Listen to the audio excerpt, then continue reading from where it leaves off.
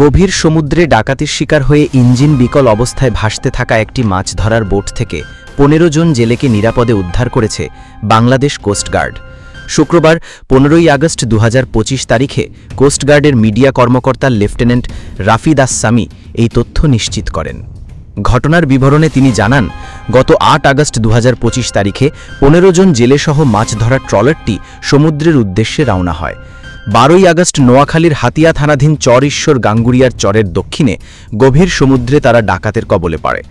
ডাকাতরা জেলেদের মাছ, খাবার, ইঞ্জিনের ব্যাটারি, তেলসহ বিভিন্ন প্রয়োজনীয় সরঞ্জাম লুট করে নিয়ে যায়। মোবাইল নেটওয়ার্কের বাইরে থাকায় জেলেরা কারো সাথে যোগাযোগ করতে পারছিলেন না। ইঞ্জিন বিকল অবস্থায় ৩ দিন সমুদ্রে ভাসার পর ১৪ই আগস্ট বৃহস্পতিবার বোটটি নেটওয়ার্কের আওতায় এলে জাতীয় জরুরি সেবা নম্বরে ফোন করে সাহায্যের জন্য আবেদন করা হয়। এই তথ্যের ভিত্তিতে কোস্টগার্ড স্টেশন ভাসানচর বৃহস্পতিবার রাত ৮টায় একটি উদ্ধার অভিযান পরিচালনা করে।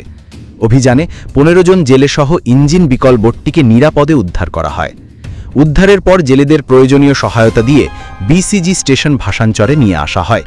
পরবর্তীতে উদ্ধারকৃত জেলে এবং ফিশিং বোটটি মালিক পক্ষের কাছে হস্তান্তর করা হয়েছে। লেফটেন্যান্ট রাফিদ আস-সামি আরও বলেন, বাংলাদেশ কোস্টগার্ড ভবিষ্যতেও এই ধরনের উদ্ধার অভিযান অব্যাহত রাখবে।